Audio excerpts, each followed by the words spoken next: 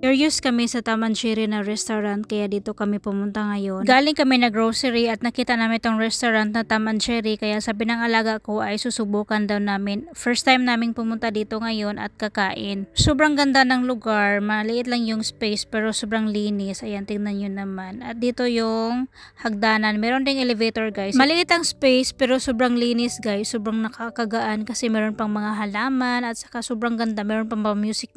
Habang naghihintay kami sa aming order ay ayan, tingnan nyo na yung mga mukha namin. Gutom na talaga guys. Late night na kasi ngayon. Amo kong babae hindi na nagsasalita kasi sabi niya ay nagugutom na daw siya at nilalamig na, parang bumaba na daw ang kanyang sugar. At ito nga ang sasakyan ng mga amo ko, zoom in pa ng alaga ko kasi wala nga siyang lingaw no. Kahit ano na lang ang makikita niya, bibidyohan niya. O ito na namang menu ang gusto niyang pabidyohan, Tom and Jerry. O natawa pa siya kasi Tom and Jerry daw. Mahilig kasi kami manood sa cartoon na Tom and Jerry kaya ayan, natawa siya. Amo kong lalaki kahit gutom ay thumbs up talaga yan palagi.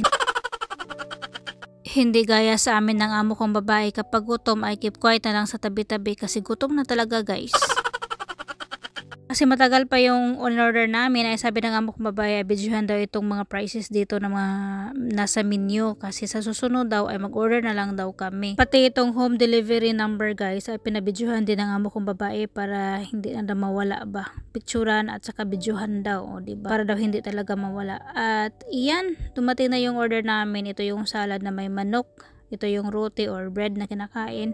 At saka ito yung chicken korma. Sobrang sarap nito guys. Marami siyang masala or basta gravy. Marami siyang ganyan. Sobrang sarap. At meron pa kaming in-order na pasta. Pero hindi pa dumating. At saka guys, konti lang yung in-order namin kahit gutom kami. Kasi first time pa nga namin kumain dito ngayon. Baka daw hindi namin magustuhan yung lasa. At ito na ang pasta. Yan, meron din siyang karning manok. At manok yung kinuha ng amo kong babae. Ayaw niya ng pasta guys. Hindi daw siya mahilisan.